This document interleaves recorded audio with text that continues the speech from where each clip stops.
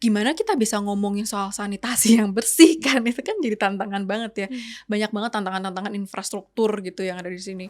Jadi ada 1,5 juta kader posyandu di Indonesia dan sebetulnya 66% populasi di Indonesia itu bergantung sama posyandu dan kader posyandu.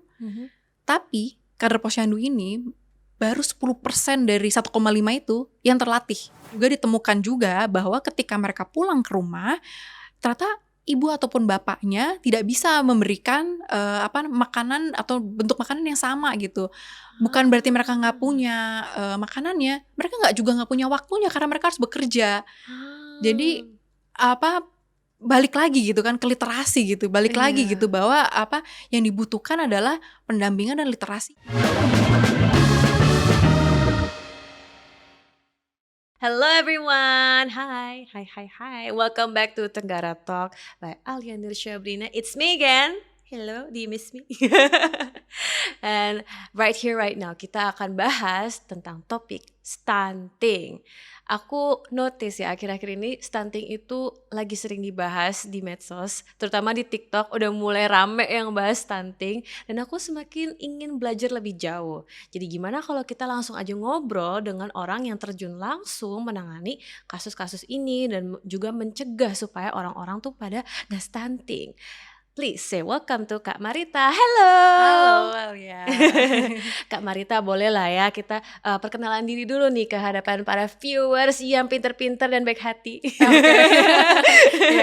So aku Marita dari Thousand Days Fund. Kita itu organisasi yang bergerak fokus di pencegahan stunting lewat pemberdayaan kader posyandu dan posyandu yang ada di seluruh Indonesia. Oh gitu, oke. 1000 Days Fun. Betul. Kak Marita nih untuk viewers yang udah kepo-kepo, ih cakep, kamu single atau enggak nih? Aku kebetulan udah nikah, jadi ya gitu. Tahan ya netizen, tahan. Oke, jadi 1000 Days Fun itu kan 1000 hari ya, 1000 days 1000 hari. 1000 hari. Kenapa gitu jadi namanya 1000 hari? Ya itu 1000 hari itu sebetulnya adalah kita simbol dari periode ibu dari masa kehamilan sampai anaknya itu usia 2 tahun atau 24 bulan lah ya kalau bahasa ibu-ibu di TikTok gitu kan 24 bulan. Jadi emang di masa-masa itu tuh masa-masa yang paling penting gitu ya untuk orang tua yang punya anak untuk selalu memberikan yang terbaik gitu. Nutrisi yang terbaik, kasih ASI eksklusif di masanya. Terus juga di masa-masa ini nih yang banyak anak masa-masa yang penuh dengan cobaan gitu ya, namanya juga anak sampai umur 2 tahun. Nah, stunting itu bisa terjadi kadang kondisinya itu pada saat di masa ini gitu. Jadi kalau di masa 0 sampai 2 tahun tidak di nutrisinya misalnya tidak diberikan dengan baik atau misalnya anaknya sering sakit-sakitan, itu bisa ketika lewat dari 2 tahun bisa aja anaknya nanti di vonis atau dimasuk vonis stunting gitu. Jadi ini masa emas untuk ibu yang punya anak agar anaknya selalu diberikan nutrisi yang terbaik. Oke, tapi aku turut berapresiasi gitu. Wah, ini organisasi yang bagus sekali dan sangat mulia ya. Apalagi kasus stunting di Indonesia masih banyak. Betul. Nah, tapi aku juga lumayan concern. Takutnya nih yang nonton nih termasuk ke generasi Z yang mungkin masih lumayan muda atau gen alpha malah dan mereka masih belum familiar. Sebenarnya stunting tuh apa? Nah, boleh nggak Kak Marita coba jelasin dengan sangat simpel dan mudah. Stunting itu definisinya apa ya bagi Kak Marita? Oke, aku coba ya supaya simple gitu karena karena tuh stunting tuh orang tuh banyak miskonsepsinya ya stunting tuh. Soalnya kayak anggapan mereka anak pendek itu dibilangnya stunting gitu. Karena kan orang bilang stunting pendek gitu kan. Tapi tuh sebetulnya hanya ciri-ciri gitu. Jadi anak pendek itu sebetulnya adalah anak pendek itu karena sebetulnya di masa-masa umur 2 tahun itu mungkin dia pertumbuhannya nggak optimal gitu. Jadi dia misalnya pertumbuhan otaknya tuh nggak seharusnya, nggak optimal. Jadi memang tinggi badan itu adalah indikasi anak itu juga mendapatkan nutrisi yang terbaik gitu. Nah, stunting itu biasanya adalah kondisi yang di mana anaknya udah gagal tumbuh gitu. Karena dia terkena infeksi berulang, terus terpapar dengan sanitasi yang buruk, sehingga anaknya mengalami malnutrisi berkepanjangan. Jadi dia defisiensi nutrisi berkepanjangan, menyebabkan dia menjadi stunting. Jadi sebetulnya stunting itu bukan terjadi oh nih anaknya nggak dikasih makan hari ini, besok dia kena stunting gitu. Enggak, itu adalah kejadian yang lama sekali sampai dia di kondisi yang dianggap sebagai stunting. Dan itu jadi apa ya, mungkin kalau in short memang anak ini udah bahasanya pertumbuhannya tuh terhambat gitu. Jadi maka dari itu banyak kan orang bilang, oh ntar kalau anaknya stunting pendek, tapi juga ada hubungannya sama bagaimana nanti perkembangan otaknya gitu.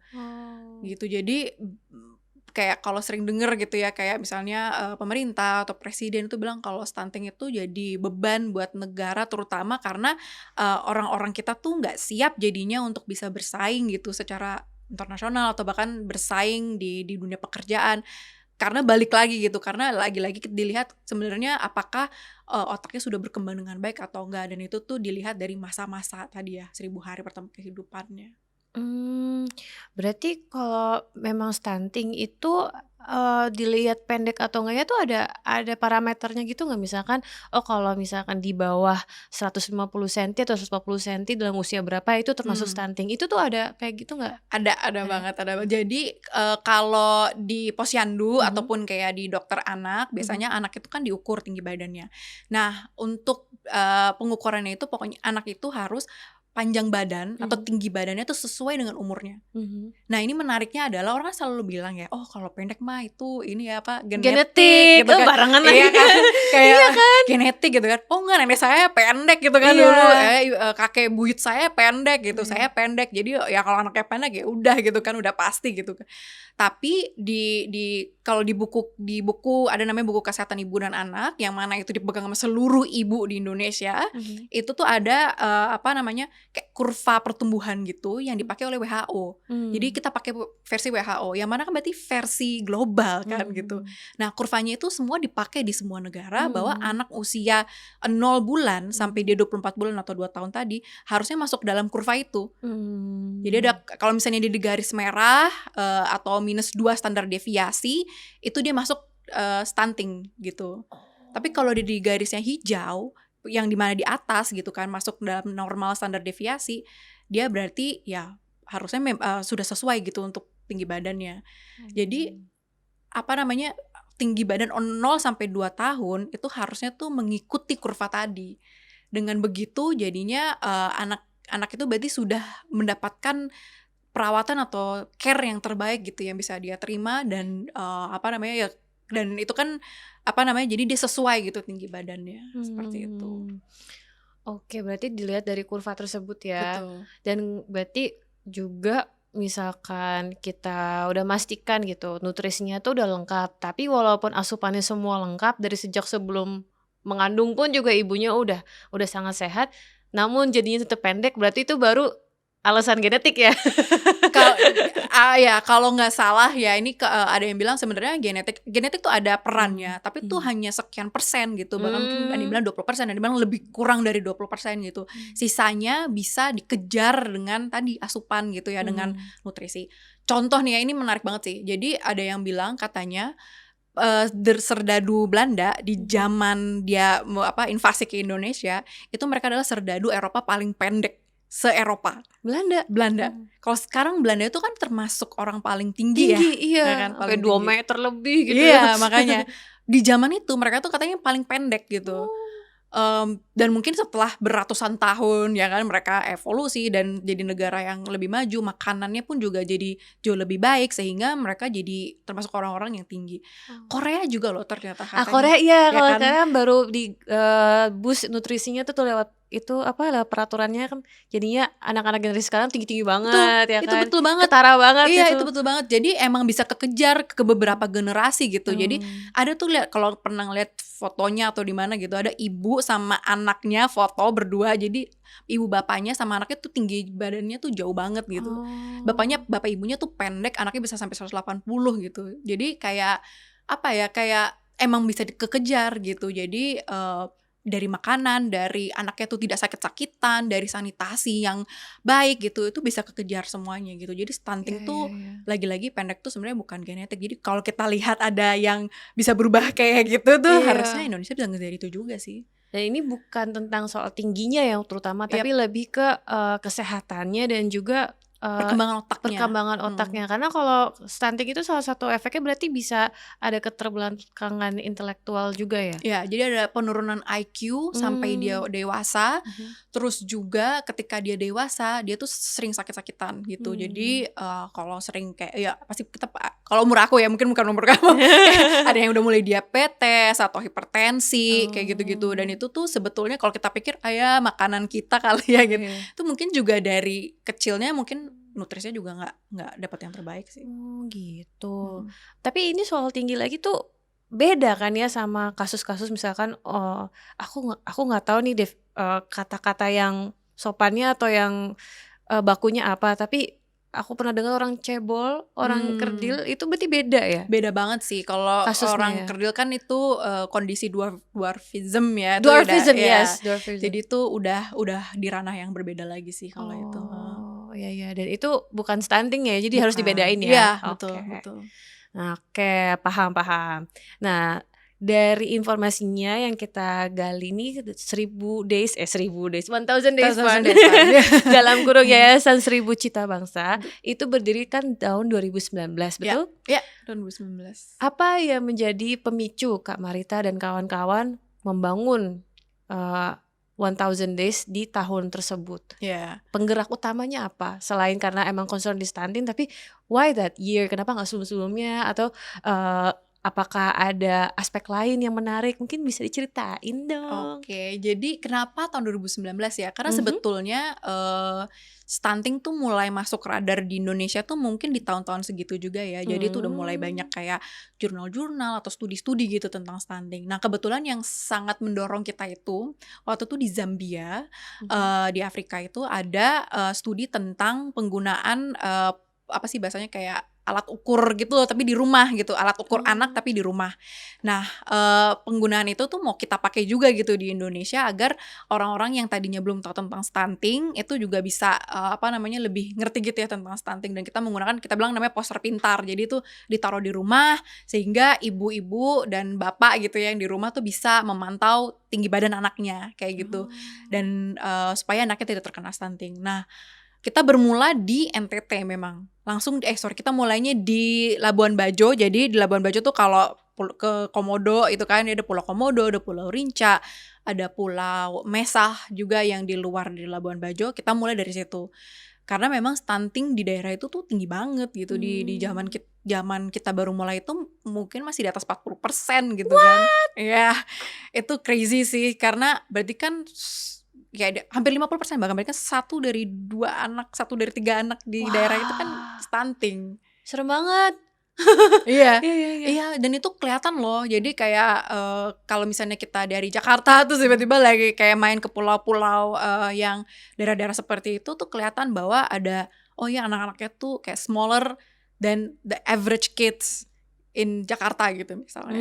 Dan itu langsung apparent gitu bahwa emang stunting tuh real di sini gitu. Dan dari situlah makanya kita ngerasa ini sesuatu yang perlu kita tekankan gitu kan.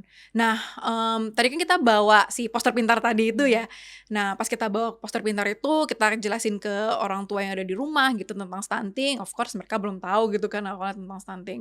Dari situ juga kita belajar bahwa untuk bisa masyarakat di daerah itu menerima kita, siapalah kita dari Jakarta gitu kan. Kayak siapa sih lu dari Jakarta ngomongin soal stunting, ngomongin soal nutrisi, kayaknya kita ngasih makan anak kita oke-oke aja deh gitu, kayak, mereka nggak kelaparan ya kan. Ya, terus kayak misalnya dulu kan nenek saya ngasih saya makan kayak gini nggak masalah, atau kayak dulu tuh kayak waktu pas saya melahirkan seperti ini kayaknya saya hidup-hidup aja gitu kan. Kak, sorry banget ini waktu pas dibahas di TikTok ya, aku lihat banyak banget orang-orang yang komplain di komentar nih, kolom komentar kayak gitu. Lagi yang edukasi terus dibalasnya seperti itu. Orang tua aku bilang, dulu hidup-hidup aja gitu. Itu persis banget yang kamu ngomongin itu. Iya banget. Padahal komentarnya gitu. Iya, kayak misalnya ada anak umur 1 bulan gitu misalnya. Itu kan harusnya masih ASI ya mereka. Udah dikasih pisang gitu misalnya gitu. Pisang yang dibuburin gitu kan. Jadi dia bilang, gak masalah, dulu aku kayak hidup-hidup aja tuh gitu kan. Umur 1 bulan dikasih pisang. Nah, itu hal-hal yang menjadi tantangan buat kita. sebagai orang yang nggak datang dari daerah situ gitu kan. Mhm. Nah itu maka dari itu kita melihat bahwa kader posyandu yang memang bekerja di posyandu itu penting untuk bisa kita involve juga gitu. Jadi emang apa namanya, kader posyandu kan emang orang situ juga kan, ngomong bahasa daerah situ juga. Jadi dialah yang pasti lebih ngerti gitu kan bagaimana cara mengedukasi atau ngobrol sama warganya sendiri gitu. Maka dari itu kita selain memang fokus ke stunting, kita jadi fokus juga nih untuk kayak gimana memberdayakan ibu-ibu kader posyandu, ibu bapak kader posyandu yang ada di daerah setempat untuk bisa menggencarkan gitu edukasi pencegahan stuntingnya. Paham.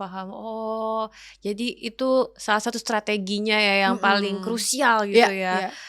Tapi balik lagi, Kakak dan kawan-kawan di 1000 Days Fund itu cuma bisa bantu dengan poster pintar, edukasi, kasih data segala macam, melatih lah orang-orang yang ada di posyandu di masing-masing daerah. Yang menerapkan kan balik lagi ke tiap ibu masing-masing dong dan keluarga masing-masing. Pasti capek ya Kak? Pasti capek ya? Gimana hambatan terbesarnya apa nih kira-kira? Ya namanya kan kita mencarinya tuh behavior change gitu ya, atau perubahan perilaku. Dan sebagaimana banyak orang gitu, misalnya contoh ya aku gitu, misalnya aku pengen nih berat badannya turun gitu ya, dari sekian kilogram sampai sekian kilogram. Untuk bisa disiplin, bisa nurunin berat badan, harus olahraga, harus makan yang seperti dietnya harus seperti apa gitu misalnya. Itu kan juga berat ya untuk melakukan itu. Dan gak instan, gak bisa turun berat badan langsung dalam 3 hari gitu. Kan harus berbulan-bulan, bahkan berminggu-minggu, disiplin, gak cheating gitu bahasanya. Nah itu hal yang sama gitu sama ibu-ibu yang ada di yang kita temukan, yang ada semua di daerah-daerah terpencil ini gitu kan. Karena mereka juga mungkin juga secara sumber daya gak sama kayak yang kita lihat di Jakarta. Terus juga pengetahuan tentu saja udah gak sama, dukungan gitu kan, dukungan dari keluarga gitu kan, kayak dari mertuanya, dari suaminya, itu juga ngaruh juga. Dan itu salah satu tantangan terbesar kita adalah bagaimana perubahan perilaku ini bisa kita lakukan secara efektif gitu ya. Karena ya again kalau dari si ibunya sendiri mungkin juga masih belum teredukasi dengan baik, gimana dia mau berubah. Tapi kita tahu bahwa itu nggak akan instan, dan dengan kita merangkul kader posyandu, jadinya lebih sustainable gitu apa yang kita lakukan. Tantangan lainnya juga adalah memang ini di daerah-daerah yang terpencil ya. Jadi emang kayak misalnya kayak di pulau gitu kan, air bersih aja tuh nggak ada. Terus gimana? Mereka beli loh air di daerah kayak Pulau Komodo, Pulau Rinca gitu misalnya, atau Pulau Papagarang gitu. Mereka tuh beli air. Jadi memang gak ada air bersih, gak ada pump, gak ada pipa gitu ya untuk ngeluarin air. Jadi gimana kita bisa ngomongin soal sanitasi yang bersih kan, itu kan jadi tantangan banget ya. Banyak banget tantangan-tantangan infrastruktur gitu yang ada di sini. Jadi itu memang gak dipungkiri bahwa stunting itu memang banyak sekali yang perlu diselesaikan gitu. Cuman dengan adanya edukasi, jadi nanti ketika mereka udah jauh lebih connected gitu ya, misalnya udah jauh lebih tersupport fasilitasinya, ya pasti edukasinya akan ngikut juga di situ. Paham. Ya aku juga kebayangnya karena balik lagi daerah terpencil, kemudian juga aku mikir di sana tergantung UMR-nya juga kan sih. Ya kan kalau misalkan UMR-nya sekian tapi ternyata kepala keluarganya cuma dapatnya sekian, terus mereka beli makanan bernutrisi gimana? Mensupport ibu hamil atau ya ibu yang lagi menyusui itu gimana kalau nggak ada uangnya juga? Itu aku kepikiran gitu. Ya sebenarnya tanpa bermaksud untuk ini fakta yang terjadi di lapangan ya. Jadi aku nggak bermaksud untuk kayak menjelekkan atau bagaimana gitu. Jadi banyak banget itu balik lagi ke masalah prioritas. Jadi tuh aku tuh suka selalu membandingkan antara, aku tuh punya keponakan gitu ya, jadi yang kayak dia ditinggal di Jakarta sama misalnya anak-anak yang aku lihat di NTT gitu. Misalnya ponakanku bisa makan salmon atau apalah ikan-ikan yang mahal gitu misalnya. Nah sebetulnya juga anak-anak yang misalnya di Pulau Komodo atau di Pulau Rinca itu, ya mereka sebenarnya kurang dekat apa lagi sama kayak ikan itu gitu ya, atau cumi. Cuma memang kadang mereka jadi harus kayak misalnya mereka nangkep ikan atau nangkep cumi, semuanya dijual gitu, dan ada yang mungkin nggak disisihkan juga buat keluarganya gitu. Jadi itu kan prioritas ya. Jadi sebetulnya bisa aja mungkin dia menyisihkan sekian gitu untuk keluarganya. Atau ada namanya di Pulau Papagarang gitu di Manggarai Barat, itu mereka tuh termasuk satu daerah yang penangkap kerapu yang banyak banget gitu kan, kayak Wow, itu ikan mahal itu. wah itu Wah. dijual ke Cina, ke Surabaya, ke itulah pokoknya mereka Wah. daerah-daerah itu. Jadi tapi juga lagi-lagi aku nggak pernah lihat ada anak yang makan kerapu gitu kan di daerah-daerah itu gitu. Sedih banget. Jadi Karena emang bakal mereka mikirnya mendingan gue jual daripada gue makan. Terus Iya. gue makannya mie instan gitu ya. itu betul banget loh, itu betul banget. Itu yang kita lihat di lapangan bahwa mereka kayak ya udah mendingan makan mie instan, lebih tasty, anaknya udah pasti mau makan, terus lebih cepet buat disiapkannya gitu kan. Dan ya udah pasti anaknya bakal makan gitu. Tapi dia mungkin belum tahu bahwa kandungan mie instan tuh ya nggak baik buat dimakan setiap hari gitu sama anak di bawah 2 tahun gitu. Jadi itu sih yang jadi Sedih tantangan banget. Kayak sedih tapi ngakak juga karena emang mie instan enak. Aku sebagai penggila mie instan pun juga pengennya sih makan setiap hari ya, tapi ya bagaimana nutrisinya nggak ada. Iya itu ya bisa dibilang tuh tantangan kita juga sih. Sebenarnya bukannya mie instan tuh kayak jangan deh gitu. Enggak, tapi kan kita makan sekali-sekali aja, jangan setiap hari makan itu juga. Harus tetap makan sayur, makan sumber protein yang lain, tahu, tempe. Nah itu aku yang takut. Kan pernah sempat juga waktu harga tempe naik, aku kepikiran ini orang-orang makan apa jadinya. Iya. Apalagi kan jadi tuh sekarang telur ya, telur sesimpel telur gitu kan pasti hampir adalah di semua tempat telur itu sesimpel telur tuh juga bisa dimakan buat jadi nutrisi yang baik buat masyarakat yang di daerah-daerah tersebut. Dan ya kalau misalnya memang ada ikan gitu misalnya di laut gitu, jadi bisa disisihkan juga gitu buat keluarganya. Daerah-daerah seperti itu kayak semoga mereka bisa mulai nyadar gitu kalau ini harus diubah dikit-dikit pelan-pelan ya. Iya, karena aku yakin banget sih di daerah kita semua tuh yakin dan kita udah lihat gitu bahwa di daerah-daerah yang kita kunjungi mereka makanan tuh ada sebenarnya. Kayak misalnya di daerah Rote gitu bahkan kayak ya manjat pohon ada nih kelapa gitu loh, tinggal ngambil gitu, atau kayak makanan-makanan yang lain. Lagi-lagi kayak kita juga harus jangan capek untuk kayak memberitahu juga gitu ya, atau mengedukasi bahwa ini loh kalau ada panganan lokal yang ada di sini gitu kan, itu bisa dimanfaatkan. Jadi nggak harus ngikutin makanan ikan salmon kayak di Jakarta gitu misalnya kan. Bisa aja kayak apa sih ikan yang lokal yang ada di sana, atau apa sih kayak sayuran yang lokal yang bisa dipakai dan sama nutrisinya pasti oke gitu sama baiknya. Kemudian nih Kak, kan udah capek-capek mengedukasi terus ya, harus rajin. Gimana nih caranya Kakak dan tim memastikan kalau ini tuh bener-bener berdampak positif? Karena kan balik lagi namanya aja 1000 hari ya, 1000 days. Butuh waktu yang lama untuk melihat dampaknya. Tapi kan kalau untuk mengedukasi, dan apalagi mungkin Kakak ada jadwal mengedukasinya di berbagai tempat, kan gak mungkin 1000 hari Kakak di NTT terus ya kan ya. Nah, then how can you see the positive change? Itu pertanyaan sangat menarik. Tapi itu kenapa kita memang merangkul kader Posyandu. Karena dia yang tinggal di situ kan. Kita kan datang ngasih pelatihan terus besok balik gitu. Jadi itu mengapa kita sangat-sangat mendekatkan diri ke kader Posyandu dan merangkul mereka dan harus memberdayakan mereka. Jadi ada 1,5 juta kader Posyandu di Indonesia. Dan sebetulnya 66% populasi di Indonesia itu bergantung sama Posyandu dan kader Posyandu. Tapi kader Posyandu ini baru 10% dari 1,5 itu yang terlatih.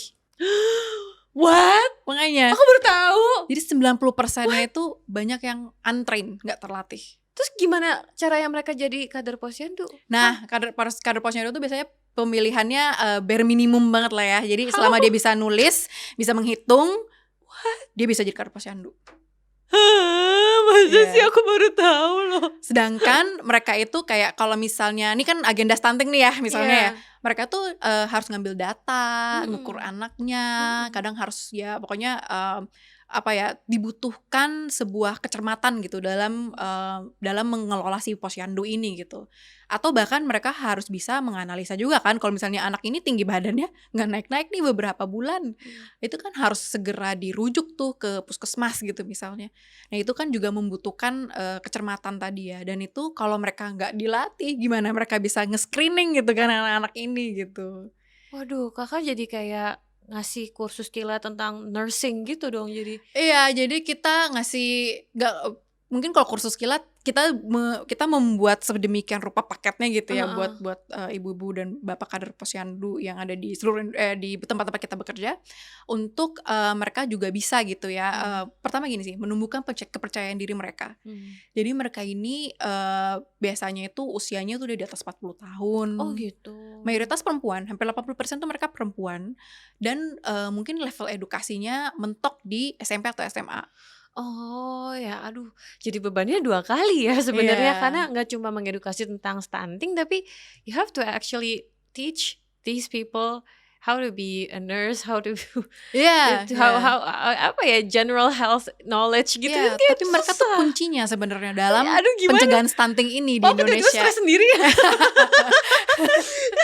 Aduh. Iya, iya, iya. Iya iya iya. Tapi mereka tuh kunci gitu di sini gitu karena Iya. posyandu itu adalah tempat atau fasilitas pertama yang dikunjungi sebetulnya sama anak-anak dan ibunya juga. Jadi kalau kader posyandunya nggak mumpuni untuk bisa memberikan advice, consult, terus juga bisa merujuk gitu, itu mungkin nggak bisa, posyandu tidak bisa menjadi screening yang baik buat stunting gitu. Dan menurut aku Bener. kunci penyelesaian stunting di Indonesia tuh dimulai di posyandu dan bersama kader posyandu gitu.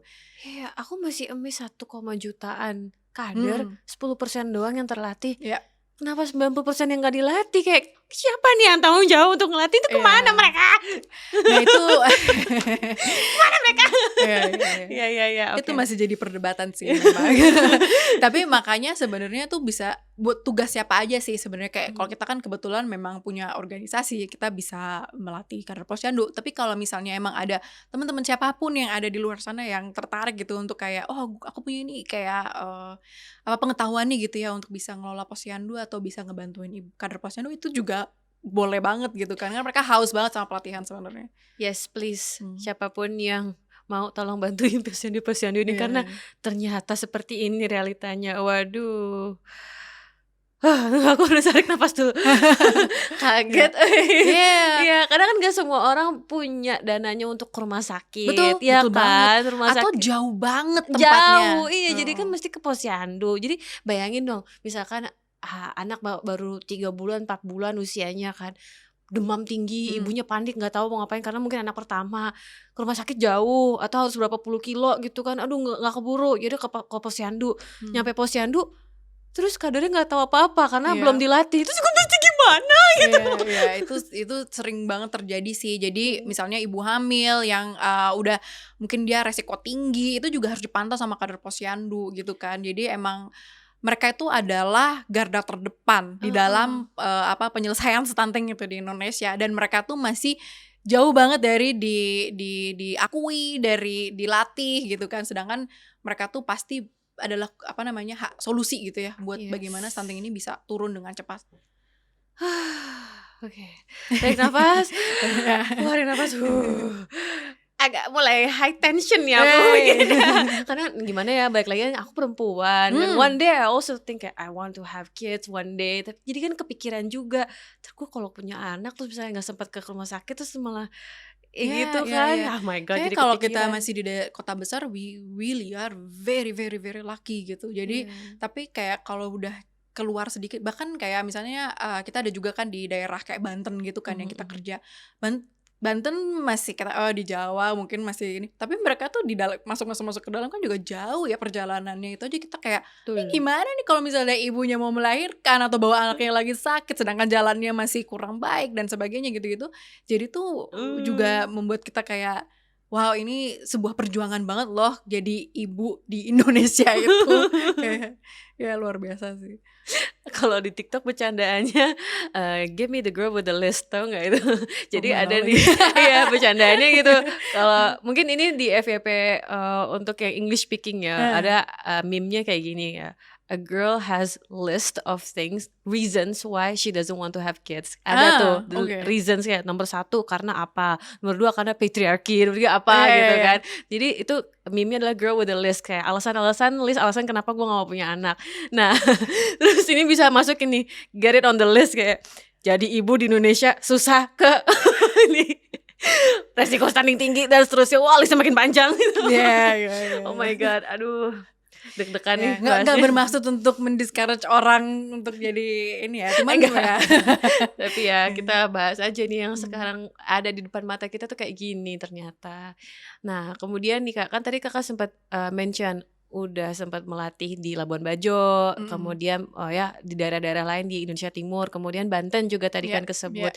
Berarti planningnya seperti apa nih Kak? Apakah ada perencanaan bakal mampir ke seluruh posyandu se-Indonesia, atau mungkin selama setahun ke depan mau fokus di Indonesia Timur dulu, atau mau gimana nih planningnya? Ya, jadi kalau Thousand Days Fun sendiri ya, kalau kita ada budgetnya sih mau banget ya bisa kayak seluruh Indonesia kita cover.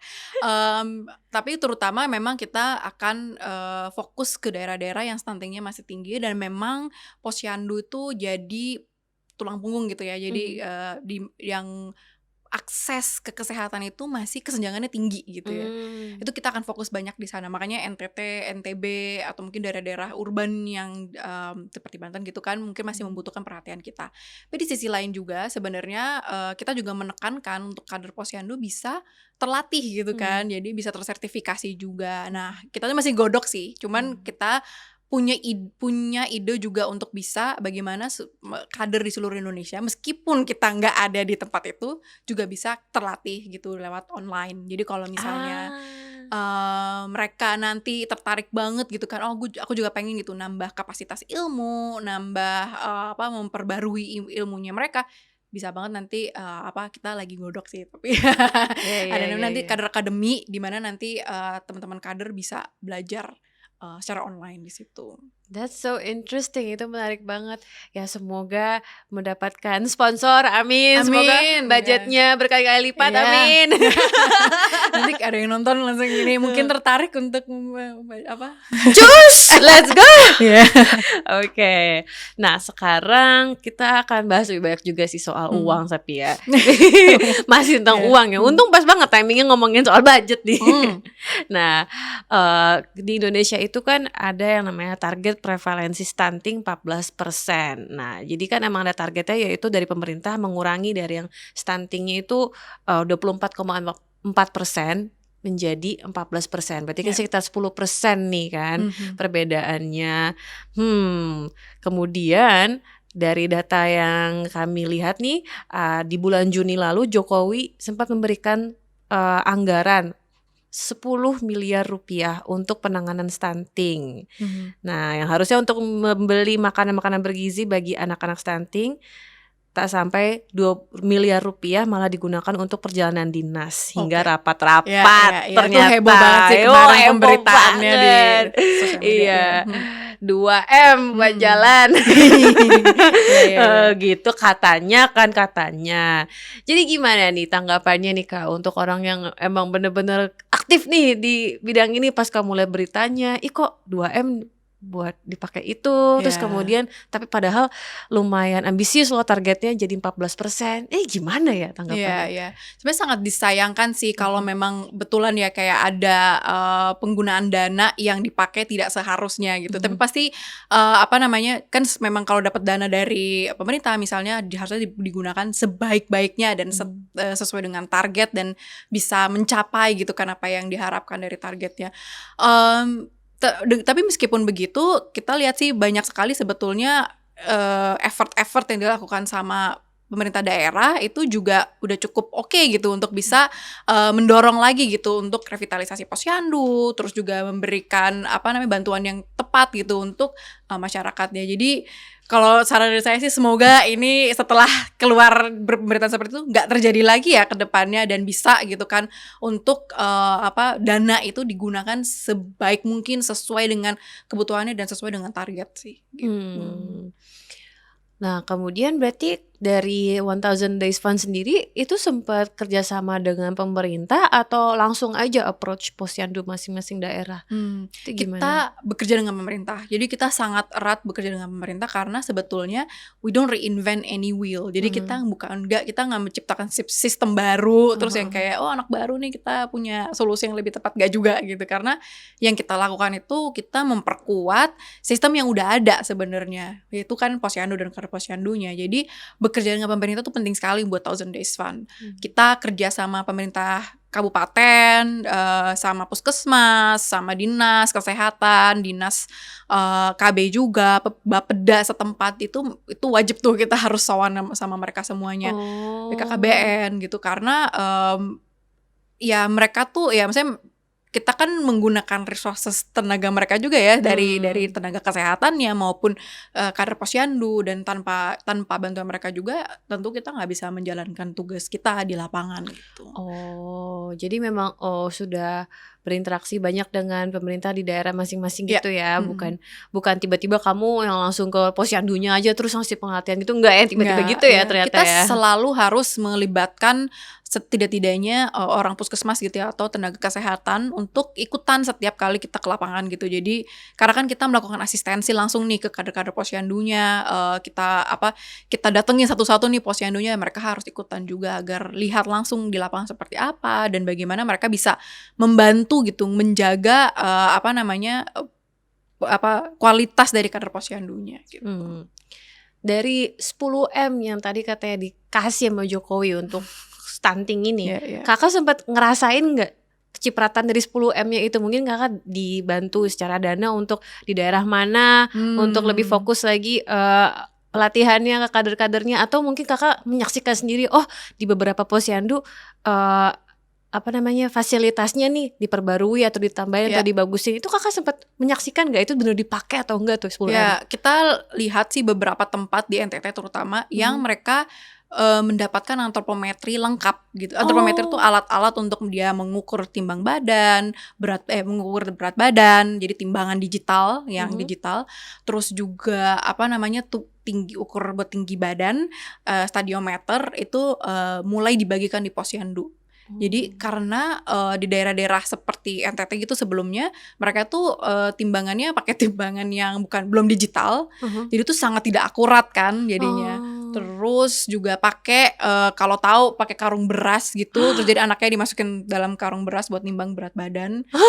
Ya itu yang jadul banget itu jadul kan? banget, itu namanya dacin, itu dipakai itu di daerah-daerah kayak NTT. Jadi dulu gitu kan, misalnya dulu tuh kayak beberapa bulan lalu atau bahkan 1 tahun yang lalu gitu masih dipakai. Oh my god. Iya, dan itu highly inaccurate dan ada kemungkinan juga karena juga human error dan juga emang alatnya sendiri nggak akurat.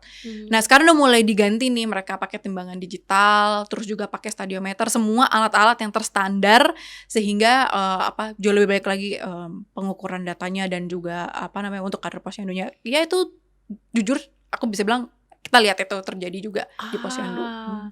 Jadi kelihatan lah ini ada support secara budget nih dari pemerintah, udah kelihatan nih bukti-buktinya ya.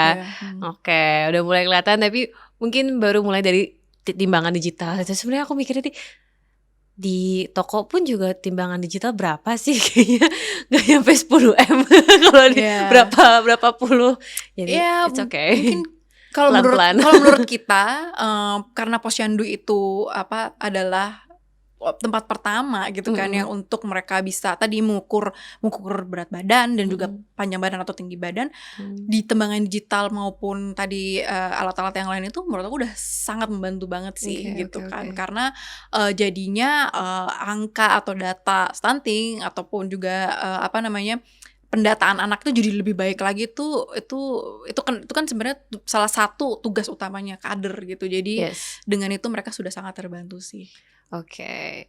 But I hope they can give more than just that. I hope. Aku berharap banget ke depannya ya mungkin kita bisa sambil kita mengadvokasi juga ya ke depannya untuk bisa bisa menyisihkan itu untuk pelatihan juga sih gitu. Yes, itu Heeh. penting.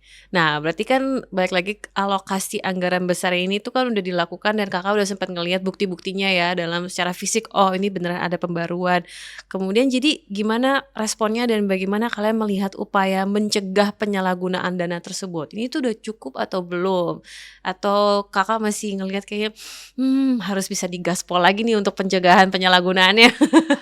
Oke, jadi ya kita sih karena apa namanya, kita sih ingin memastikan aja setiap posyandu yang memang kita bekerja itu bisa tersupport dengan baik sama pemerintahnya.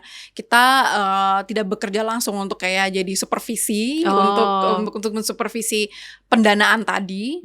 Cuman kalau kita ada kesempatan untuk misalnya audiensi dengan pemerintahnya, mungkin kita bisa kasih lihat gitu data di lapangan seperti apa. Mungkin dengan dari situ mereka bisa melihat bagaimana harusnya investasi yang paling tepat gitu kan untuk di mana tempat mereka konstituen mereka berada gitu kan, untuk mereka bekerja itu juga bisa diberikan secara tepat gitu. Jadi kita bantu aja, kita dorong dengan apa yang kita bisa berikan gitu kan, apa yang data yang bisa kita berikan atau mungkin pekerjaan yang sudah kita jalankan, dan mungkin hasilnya dari situ bisa membantu buat mereka menginvestasikan ke tempat yang jauh lebih tepat gitu sih.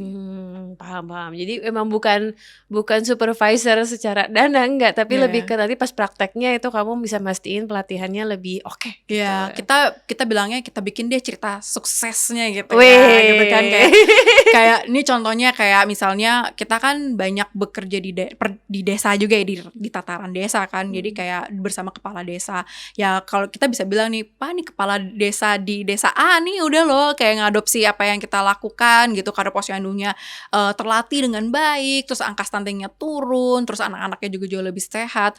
Semoga kepala desa B melihat bahwa ini akan membuat saya terpilih lagi nih tahun depan.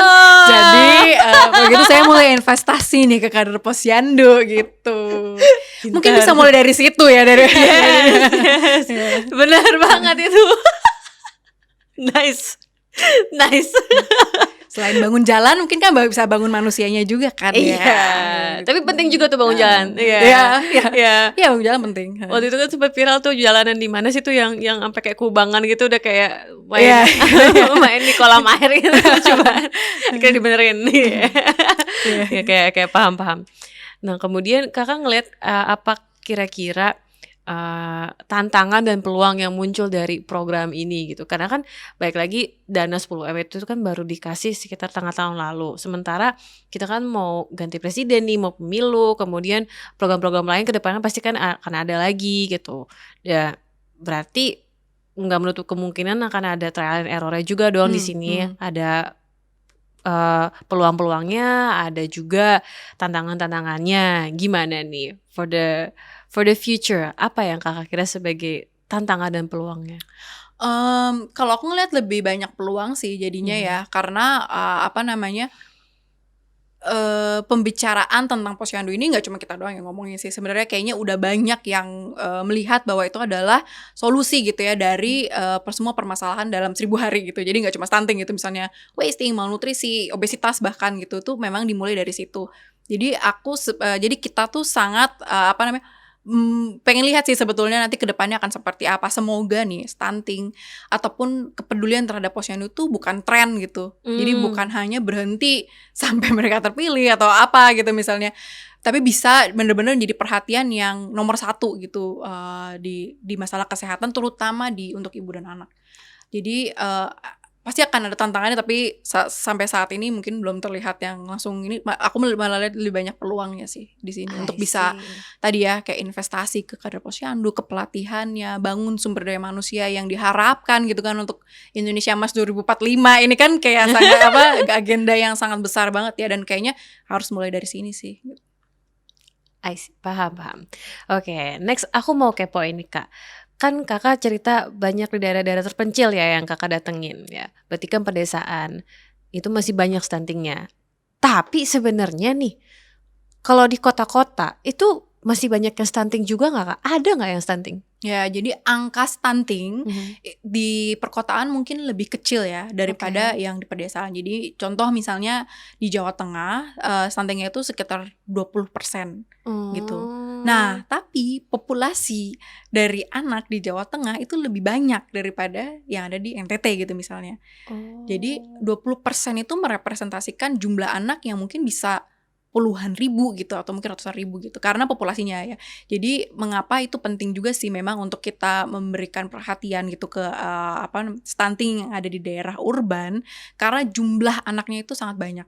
Jumlah anak yang mengalami stuntingnya meskipun angka stuntingnya kecil gitu. Jadi perbedaannya pasti ada gitu ya dari situ kan bahwa balik lagi bahwa sistem kesehatan di kesehatan lokalnya pasti ada perbedaannya ya, yang mana kadang posyandu mungkin nggak seaktif kalau di tempat-tempat kayak NTT gitu misalnya, karena kan juga ada kedekatan ke dokter spesialis anak atau mungkin kedekatan ke puskesmas, ke tempat-tempat lain nih, mereka banyak alternatif gitu untuk bisa meminta rujukan.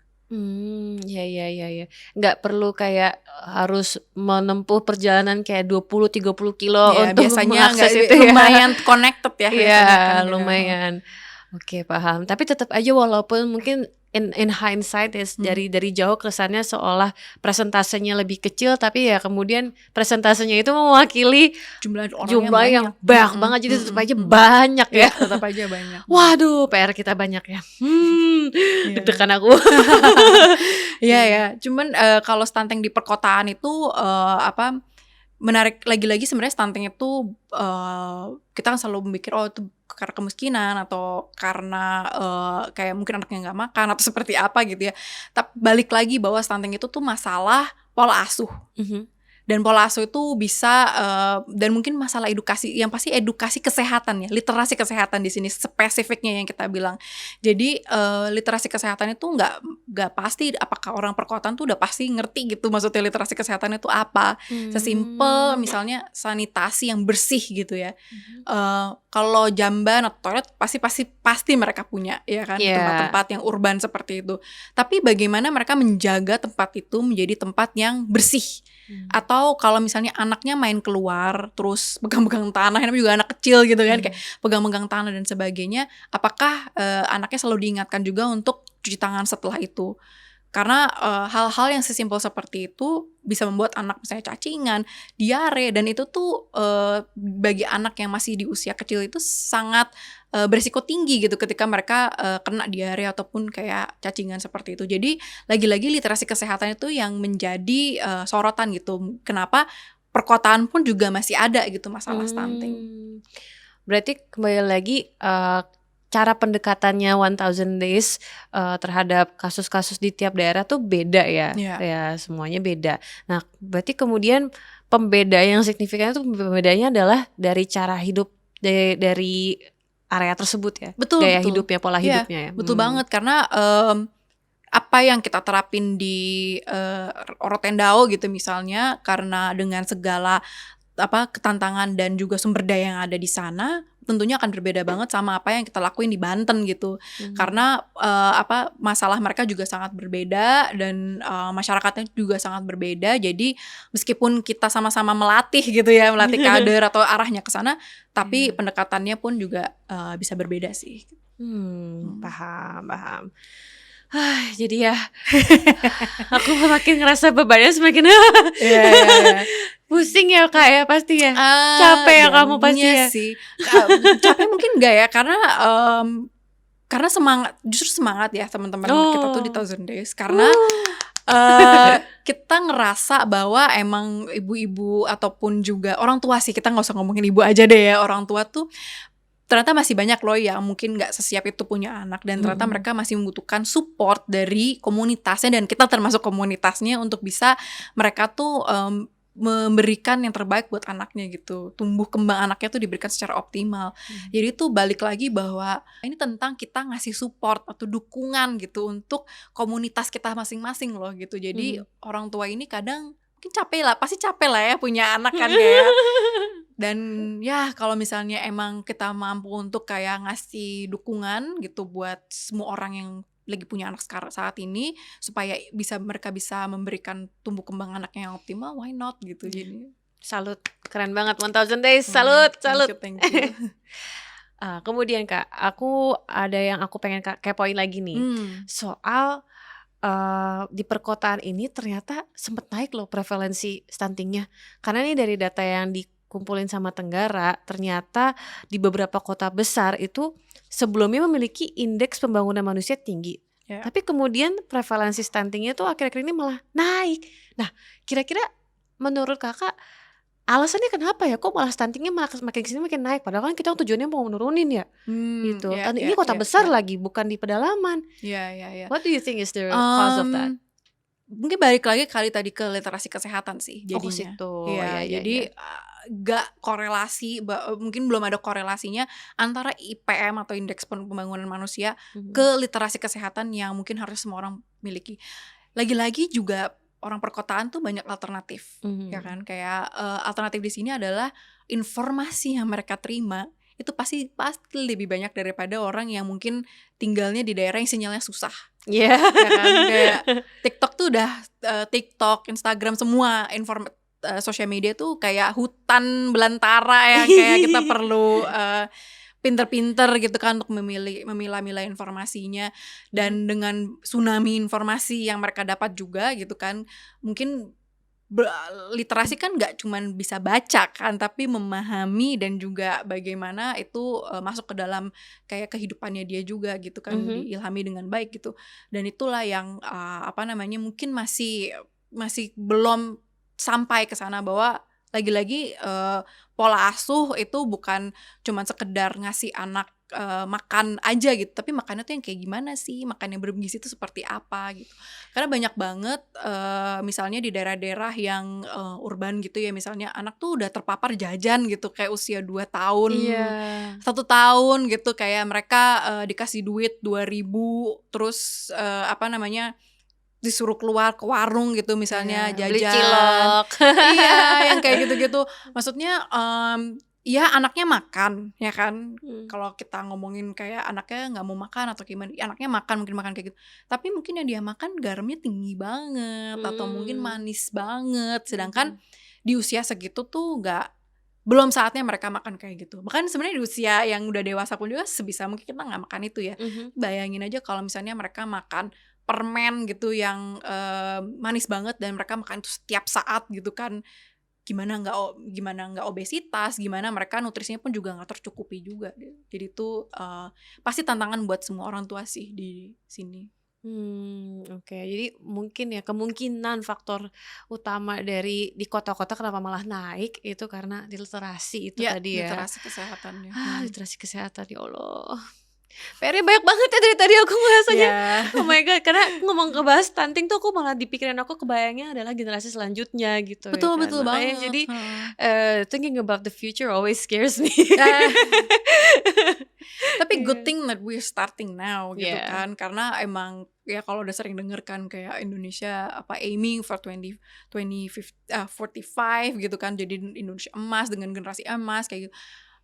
Good thing that we're starting now. We still have plenty of time untuk kayak kejar itu juga. Cuman tetap aja sih kayak memang banyak sih yang harus dikerjain. Tapi ya pelan-pelan. Balik lagi ke tadi yang Korea tadi ya, kayak ya kan kayak ada loh generasi kita bisa loh terbaiki gitu ya, terkejar gitu. Iya, aku sempat lihat beberapa dokumenter tuh menarik banget tuh. Ada di tahun kapan gitu pemerintahnya bilang wajib semua SD, semua SMP itu ngasih lunch box, pokoknya makan siangnya termasuk makan siang yang ada nutrisinya, ada dikasih tahu tuh kan, ada kimchinya, ada apa, sama susu, wajib minum susu. Itu juga sempet jadinya kan kayak sampai ada kampanye suka minum susu, ada lagunya, diiklanin terus, semua orang kedrek harus minum susu gitu. Sampai sekarang kita juga tahu susu Korea enak-enak kan susu pisang. Iya benar-benar susu melon, susu pisang gitu kan. Itu ternyata dari situ mulai ketika mereka memperbaiki harus minum susu banyak, terus makan daging yang banyak, itu langsung ketara banget. Yang orang tuanya yang umur 40-50an tuh segimana anaknya wah gitu. Iya. Tapi sebenarnya emang menurut aku pemerintah memang harus sih bisa kayak mendorong kebijakan ataupun juga kayak hal-hal yang bisa dicontoh gitu ya sama masyarakatnya. Jadi ketika udah jadi satu hal yang bahasanya mungkin terdoktrin gitu kan di Iya, kepala doktrin. mereka gitu kan, kayak bahwa oh gini loh makanan yang sehat tuh seperti ini, dan Iya. bahkan kalau bisa terdoktrin bahwa oh nggak mesti harusnya mahal-mahal, lokal Iya, aja iya. gitu, tuh mungkin jadi jauh lebih baik lagi, dan semoga mudah untuk direplikasi di rumah. Itu sih yang paling penting, Yes. karena ngasih makan aja itu tuh kayak pademin api aja sebenarnya gitu kan. Itu solusi yang sangat jangka pendek. Jadi harus bisa dipikirin juga setelahnya ketika mereka pulang ke rumah gitu kan. Bisa nggak direplikasi sama ibunya? Bisa nggak ibunya ibu dan bapak ya, ini jangan Iya. ibu doang kan, ini bukan cuman ibunya aja kan yang ngurusin ya, sorry. Ibu dan bapak tuh bisa menerapkan pola hidup yang sama di luar dari sekolah gitu kan, atau dari kayak tadi kayak di Korea pasti itu kan butuh waktu ya untuk bisa akhirnya masyarakat bisa mengadopsi itu menjadi perilaku yang mereka terapkan di rumah gitu. Peran kita sebagai orang-orang muda yang kedepannya bakal berkeluarga langsung kayak makin beban gitu nih, kayak deg-degan, aduh. It's okay, semua bisa dilakukan pelan-pelan. Nah, ngomongin tentang masa depan, coba kita ngomongin the near future dulu deh. Bentar lagi kan, berapa bulan lagi kita pemilu, say. Iya, betul. Iya, sekarang kita interview nih melakukan podcast ini di bulan November. Berarti pemilu itu kan Februari. Iya. Ya. Berapa bulan lagi, say? Nggak ini ya, kesannya jauh tapi sebenarnya tinggal berapa bulan doang kan. Bener, dan di TV-TV, di medsos pun juga semakin panas dengan kampanye-kampanye masing-masing calon ya. Dan aku sudah melihat bahwa mereka sudah menyampaikan kan visi misi masing-masing. Kemudian mereka juga sempat membahas agenda terkait stunting juga. Ya gimana ya, membahas pemilu biasanya kan kita kan ngebahas tentang janji-janjinya para calon ini. Ada juga janji-janji terkait stunting. Gimana nih terkait ini, para teman-teman di 1000 Days Vote itu melihatnya seperti apa responnya? Apakah menurut kakak itu visi misi para calon tuh udah oke, atau mungkin kakak punya concern lain? Gimana tanggapannya? Yang pertama sih mungkin apresiasi sih buat tiga-tiganya, kayaknya mereka masih mau ngomongin stunting nih buat masa mereka 5 tahun ke depan. Jadi seenggaknya aku masih punya pekerjaan ya 5 tahun ke depan. Slay, Ya, slay. terima kasih bapak-bapak gitu. Jadi terlepas dari itu berarti masih jadi perhatian gitu kan untuk stunting, dan semoga perhatiannya tuh tepat. Itu aja sih sebenarnya harapan aku, bahwa apa yang semoga mereka main ke lapangan sih intinya gitu, bahwa mereka bisa ngelihat di lapangan tuh sebenarnya kebutuhannya seperti apa, terus juga bahwa mana sih yang solusi-solusi apa sih yang harusnya mereka diberikan. Jadi bukan cuman padamin api jangka pendek aja, tapi juga bisa multiplier untuk jangka panjang, untuk sampai 20 tahun, 15 tahun ke depan kayak gitu. Kalau solusi yang padamin api sebentar itu tuh contohnya dari yang kayak program yang mereka bilang mau ngasih makan gratis itu ya? Menurut kita sih bahwa ngasih makanan itu adalah satu solusi, tapi solusi yang jangka pendek. Karena kita juga sering melihat nih di lapangan bahwa ngasih makan misalnya di posyandu gitu kan, ada namanya PMT, pemberian makanan tambahan gitu kan untuk anak-anak. Nah, biasanya tuh ibu kader posyandu nih yang masak gitu kan. Jadi mereka kasih dalam program 2 minggu gitu misalnya. Anaknya makan, lahap lagi makannya. Berat badannya naik berat badannya. Biasanya kalau berat badannya naik, ada kemungkinan nanti tinggi badannya akan naik. Tapi budgetnya hanya cukup untuk 2 minggu. Ya kan? Cuma 2 minggu gimana coba? Makanya apakah bisa tuh misalnya kita kasih sampai dia lepas dari usia 2 tahun dikasih makan tuh bisa sebesar apa anggarannya gitu kan. Jadi itu nggak realistis juga gitu untuk melakukan itu terus menerus gitu. Terus juga ditemukan juga bahwa ketika mereka pulang ke rumah, ternyata ibu ataupun bapaknya tidak bisa memberikan makanan atau bentuk makanan yang sama gitu. Bukan berarti mereka nggak punya makanannya, mereka nggak punya waktunya karena mereka harus bekerja.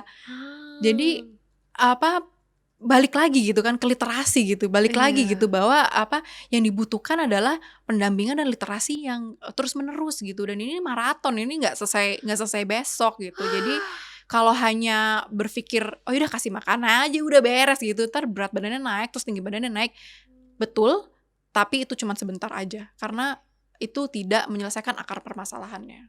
Iya bener.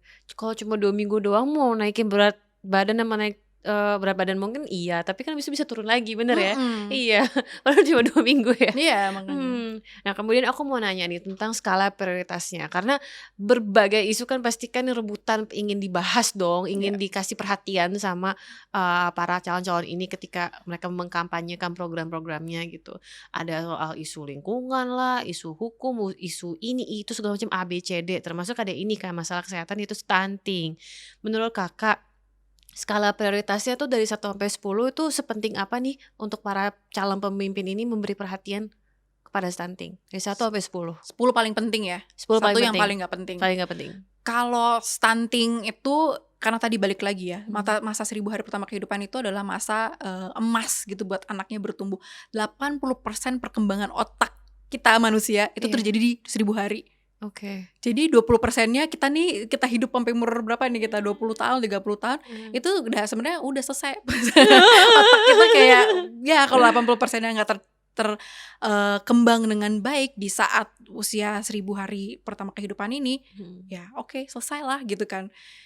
Jadi ini 10 kalau buat aku. Very Ini high priority. very high priority karena bagaimana lagi-lagi masa depannya gitu ya buat bangsa Indonesia itu dimulai dari anaknya yang gak cuman pinter tapi juga sehat gitu. Sehat itu mahal loh. Jadi dan kalau misalnya kita terus-terusan kayak kita punya generasi ke depan yang diabetes, hipertensi dan juga punya penyakit-penyakit yang seperti itu gak menguntungkan juga buat negara gitu kan. Itu malah jadi beban, GDP kita gak akan naik sampai yang diharapkan gitu kan.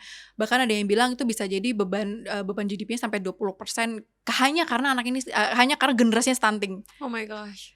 Jadi ini sangat penting. Dan lagi pula juga kalau misalnya kita ngomongin lagi tentang bagaimana posyandu itu jadi adalah prioritas menurut kami itu jadi harusnya jadi prioritas gitu kan. Karena memang orang-orang ini juga karena posyandu yang banyak tadi ya 1,5 juta. Ya mereka itu juga perempuan-perempuan yang mendukung dan perlu diberikan pekerjaan yang layak dan juga apresiasi yang layak gitu untuk kerja kerasnya mereka gitu. Dan ini ya kalau aku sih 10 ya prioritasnya. Setuju. Aku setuju. Oke. Kak kalau gitu gimana kalau sekarang kita lihat ke layar tersebut. Sekarang kita akan masuk lebih spesifik membahas visi misi para calon yang berkaitan dengan kita jadi kayak ini ya debat kayak ngeliatin debat capres gitu jadinya. Gak apa, kita sekedar merespon aja gitu. Kakak kalau mau responnya spontan, mau respon positif boleh, negatif boleh, bebas gitu kan. Spontan aja. Kita bacain ya dari pasangan Anies Muhaimin. Kesehatan ibu, bayi dan tumbuh kembang anak. Menekan angka kematian ibu atau AKI dan angka kematian bayi AKB melalui penguatan peran posyandu dan puskesmas termasuk aktivasi bidan dan kader kesehatan. Kemudian tentang stunting yang menurunkan prevalensi stunting dari 21,6% menuju 11 hingga 12,5% di tahun 2029 melalui pendampingan ibu hamil hingga 1000 hari pertama kehidupan anak, kolaborasi lintas sektor, serta penguatan dukungan bagi kader untuk menjamin ketersediaan pangan seimbang, pencegahan infeksi, dan perbaikan lingkungan. Menurut aku ini dari satu paragraf ini juga udah cukup merangkum ya yang kita membahas dari awal kita ya. Cukup merangkum ya. Kemudian poin selanjutnya ada memenuhi gizi seimbang dan terjangkau terutama bagi ibu hamil dan anak usia 0-8 tahun serta bantuan untuk kelompok rentan. Menghadirkan tempat penitipan anak berbasis komunitas, mentransformasi kelembagaan urusan keluarga, perempuan dan anak untuk menjawab kebutuhan prioritas kesehatan ibu dan anak. Gimana Kak? Ada penitipan juga loh. Iya ini menarik sih yang soal penitipan ini karena emang jarang kan ya daycare gitu kan di sini. Dan pasti kan makin banyak ibu yang bekerja pasti akan membutuhkan ya hal kayak gini. Jadi itu menarik banget sih poinnya itu. Cuman untuk poin-poin yang lainnya aku rasa sangat on point sama apa yang kita obrolin juga ya dan kelihatan juga kayaknya mereka main gitu ke lapangan dan tahu gitu kondisi di lapangan tuh seperti apa dan bukan sesuatu yang kayaknya ya semoga gitu ya kedepannya mereka nggak sesuatu yang cuman ngasih band-aid aja atau kayak cuma ngasih Hansaplast gitu ya tapi juga jadi sesuatu yang bisa jangka panjang gitu. Jadi aku rasa kayaknya ini udah beberapa keywordnya udah tercapai ya kayaknya. Posyandu, kader gitu. Jadi ini keren sih untuk visi misinya. Iya, aku juga lumayan agak surprise tadi. Oh, ada penitipan juga. Iya, itu poin yang menarik sih. Tapi lagi-lagi aku malah jadi kebayangnya yang viral-viral di TikTok gitu loh. Kadang nitipin anak tapi terus malah anaknya di abuse sama yang dititipin. Aku takut jadinya kan. Ya itu pasti akan selalu ini ya, kayak sebuah ide. Ini kan ide aja ya. Dan semoga pelaksanaannya jauh lebih baik lagi. Betul. Dan menariknya juga kalau ini juga mentransformasi kelembagaan urusan keluarga ini, jadi balik lagi ke keluarga, balik lagi gimana memang kesehatan ibu anak itu bukan cuman ibunya aja, komunitas yang mesti harus juga turun gitu di sini. Dan aku juga paling suka kalau yang di sini tuh kata kunci lintas sektor. Itu dia nyebut lintas sektor. Itu penting banget karena artinya kan harus solid ya antar bagian-bagian yang melaksanakannya gitu. Harus saling kolaborasi. Betul. Jangan cuma ya itu program lo ulur sendiri gitu. Ya kan terkadang di lapangan itu yang sering terjadi. Kayak nggak mau tahu gitu. Seperti itu. Baik, kalau gitu kita lanjut ke pembahasan stunting dari pasangan Prabowo Gibran. Memberi makan siang dan susu gratis di sekolah dan pesantren, serta bantuan gizi untuk anak balita dan ibu hamil. Nah, kemudian dijelasin juga tuh ada narasinya stunting apa penjelasannya, kemudian dia spesifik lagi menjelaskan memberikan makan siang harian, maaf ya serempet. Makan siang harian kepada siswa prasekolah, sekolah dasar, sekolah menengah pertama, sekolah menengah atas, dan pesantren gitu. Jadi lengkap gitu dari sebelum TK ya, berarti prasekolah itu juga udah dikasih tuh susu gratis, makan gratis. Nah, bantuan gizi diberikan kepada ibu hamil dan balita di seluruh Indonesia untuk meningkatkan kesehatan dan membantu ekonomi keluarga. Program ini menargetkan lebih dari 80 juta penerima manfaat dengan cakupan 100% pada tahun 2029 itu. Jadi menurut aku ini dia ngasih lihat lebih kebayang gitu timelinenya tuh pas 2029 tuh pengennya gimana gitu kan. Kalau tadi kan baru kayak poin-poin aja. Nah, kalau ini implementasinya bener-bener tuh semuanya, bahkan dia nyebut pesantren. Pesantren mau dia perhatiin juga. Oh ini something new nih, bener nih, bagus sangat nih. inklusif. Jadi semuanya tercapai. Ya mungkin ini yang udah kita bahas-bahas juga ya, bahwa kayak memberi makan dan susu itu sesuatu yang ya itu mungkin bakal jadi solusi jangka pendek. Mungkin Pak Prabowo kalau saya boleh memberikan rekomendasi bisa ditambahin lagi gitu kan untuk visi misinya agar lebih holistik lagi gitu kan, sesuai dengan apa yang dibutuhkan di lapangan juga. Karena lagi-lagi sebenarnya stunting itu masalah kesenjangan kesehatan, kesenjangan akses gitu kan, dan itu yang perlu ditekankan juga. Jadi kalau ada waktu buat Pak Prabowo dan Mas Gibran untuk menambahkan visi dan misinya agar lagi-lagi lebih sesuai dengan apa yang ada di lapangan sih. Benar-benar. Aku juga lumayan mengapresiasi ini, berarti dia nggak cuma fokus di 1000 hari pertama itu, tapi dia sampai SMP loh katanya, sampai SMA mau dia kasih terus asupan gizinya dan seterusnya. Kenapa ini nggak terjadi saat aku sekolah ya? Jadi kenapa kan bisa menjaga uang jajan ya. Bener banget. Iya, jadi semoga ini benar bisa diterapkan bila Anda menang. Oke, selanjutnya kita akan baca terkait stunting dari pasangan Ganjar dan Mahfud. Let's go. Ada poin namanya ibu sehat, anak sehat. Dukungan gizi dan akses layanan kesehatan selama masa kehamilan dan menyusui, program 1000 hari pertama, serta pasokan gizi untuk anak hingga usia 5 tahun dengan target prevalensi Tengkes atau stunting. Maaf, aku baru tahu bahasa Indonesia. Ini kayaknya kata-kata yang di media sih banyak pakai itu. Tengkes. Dengan target prevalensi stunting di bawah 9%, serta ibu dan ayah menjadi penjaga kesehatan keluarga. Gimana? Kalau untuk visi misinya menurut aku udah mulai tepat ya. Jadi memang ini kayak tadi sudah kita obrolin ya, udah di masa-masa 1000 hari pertama kehidupan, masa-masa Yap. yang penting. Terus juga gizi dan akses layanan kesehatan itu sangat penting juga ya, karena kesenjangan kesehatan di Indonesia itu sangat tinggi, sangat besar. Dan dia sebut-sebut kata-kata menyusui, jadi pasti pro ASI gitu kan. Jadi Yes. pro ASI eksklusif, dan itu ya align lah sama apa yang kita lihat di selama ini di lapangan, bahwa memang ASI eksklusif itu yang akan membantu juga untuk bisa mencegah stunting. Yang menarik juga sih ini sih ya, ibu dan ayah menjadi penjaga kesehatan keluarga, menarik untuk tahu seperti apa gitu ya bentukannya gitu kan, karena juga lagi-lagi sebenarnya yang menariknya ibu sehat anak sehat, tapi di bawahnya ada ibu dan ayah. Harusnya ibu ayah sehat anak sehat ya harusnya Oh judulnya. iya, wah bisa tuh jadi poin revisi ya, Nah, tolong iya. direvisi. Karena nggak cuman ibunya aja loh yang harusnya menjaga Iya, anaknya kan. betul. Kalau memang dibuatnya sama barengan sama ayah, kan harusnya ayah juga ikutan ya. Iya Jadi benar.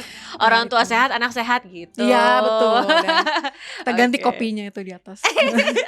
Baiklah Kak Marita, kita sudah kasih komentar-komentar lucu terhadap Aman kan ya?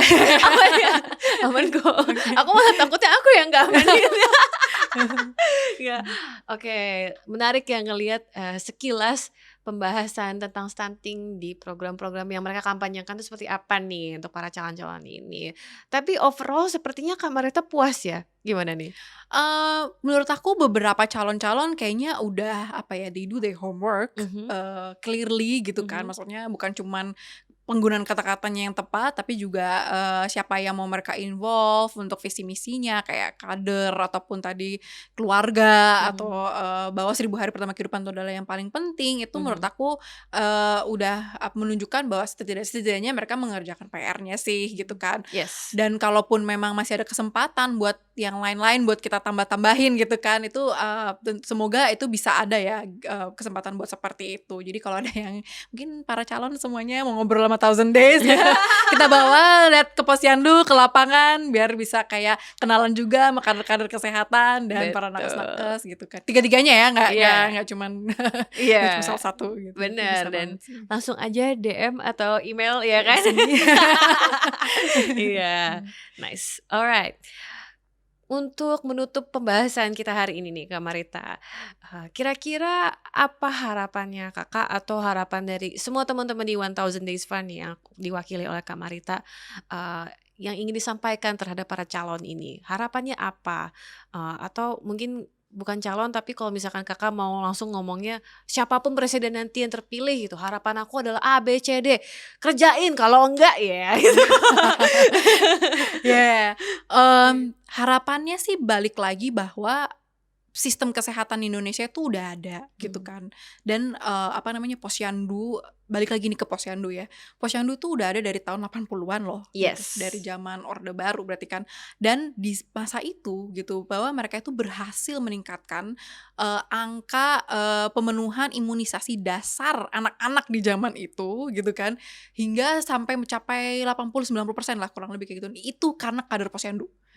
Jadi kita, ibu-ibu kita, yang ibu bapak kita yang sehat sekarang tuh karena imunisasi, itu karena berkat kader posyandu yang bekerja dengan baik di tahun 80-an. Jadi harapan aku adalah bahwa tulang punggung dari kesehatan Indonesia dan garda terdepan dari kesehatan Indonesia ini jangan sampai terlupakan gitu. Mereka tuh penting sekali untuk diberikan investasi, dan aku yakin banget gitu kalau namanya investasi kan pasti harus ada kayak baliknya apa nih, returnnya gitu. Jadi returnnya adalah anak-anak Indonesia yang jauh lebih sehat, generasi emas 2045, apapun lah, you name it gitu, pasti akan tercapai. Jadi jangan lupakan itu sih yang pertama. Dan pasti balik lagi bahwa masyarakat tuh sangat akan apresiasi yang namanya menutup kesenjangan gitu ya, menutup kesenjangan kesehatan. Semakin lebih baik, semakin kita lebih sempit lagi kesenjangannya, akan semakin lebih baik lagi. Jadi kalau bapak-bapak ingin terpilih gitu kan, menurut aku jangan lupakan sih untuk menutup kesenjangan kesehatan, jangan lupakan untuk investasi kader posyandu, karena itu yang paling penting.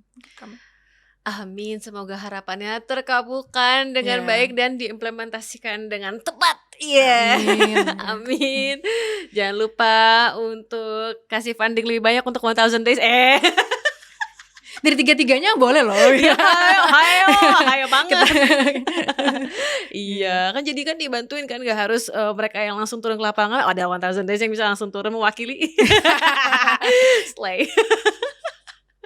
Baik. Oke, selain harapan terkait stunting, apakah ada harapan lain dari Kak Marita yang ingin disampaikan terhadap para calon atau whoever wins the race later? Karena mungkin Kak Marita punya concern lain di luar kesehatan, kayak mungkin soal polusi kah, atau soal sampah plastik, atau soal hal-hal lain, kasus-kasus lain, mungkin kayak anything else yang kamu pengen sampaikan? Anything. Iya, kayak kalau di luar dari kesehatan sih balik lagi kayak tema besarnya tuh inequality ya, kesenjangan ya. Jadi emang itu yang sangat terasa banget gitu di daerah-daerah tempat ya, kebetulan karena pekerjaan aku membawa ke daerah-daerah yang memang masih remote gitu kan, dan itu sangat kerasa banget gitu untuk kali itu. Yang pasti sih aku nggak pengen lihat tempat-tempat yang remote itu jadi polluted gitu kan dengan modernisasi gitu, tapi juga basic needs kayak sekolah, kayak puskesmas, atau bahkan jalan deh, sesimpel itu ya. Jalan itu dengan dibangunnya jalan itu juga harga pasti turun, terus juga masyarakat jauh lebih perekonomiannya pasti naik gitu kan, terus juga mendapatkan barang-barang itu bisa jadi jauh lebih mudah gitu. Itu aja tuh udah akan sangat membantu gitu. Jadi balik lagi yang namanya membangun tuh bukan cuman Jakarta doang yang dibangun gitu, jangan lupa gitu ya, kayak bangun juga lah di daerah-daerah lain, dan karena itu yang paling penting sih, kayak kalau nanti pindah nih kan ibu kotanya juga dengan alasan katanya untuk pemerataan kesenjangan juga kan gitu kan, itu semoga bisa beneran terjadi juga sih di daerah-daerah yang emang membutuhkan banget untuk di close the gap gitu. Yes, amin. Setuju. Apalagi soal jalan tadi, setuju banget. Setuju. Oke, Kak Marita, thank you so much. Kak Marita juga teman-teman 1000 Days yang udah reach up ke kita dan pengen membahas tentang stunting dan berbagai hal lainnya juga di Tenggara Talk. Kami sangat mengapresiasi waktunya dan juga ilmu-ilmu barunya. Terima kasih loh udah mengundang kami di sini. Kami juga senang bisa ngobrol sama Alia. Thank you. Oke, kalau gitu untuk teman-teman yang nonton video ini jangan lupa untuk like videonya, subscribe juga kalau belum subscribe. Ih, parah banget, belum subscribe. Ih, parah. Ayolah, itu klik subscribe, dan jangan lupa untuk klik notification-nya, karena nanti kalau misalkan ada episode yang gak kalah seru, biar gak kelewatan nontonnya. Oke? Semoga pembahasan yang ada di episode ini bisa memberikan banyak ilmu dan juga semangat untuk teman-teman yang nonton untuk terus mengedukasi orang-orang sekitarnya terhadap isu ini. Semangat, Indonesia pasti bisa. Ahai! Bye-bye, see you in another episode. Bye-bye!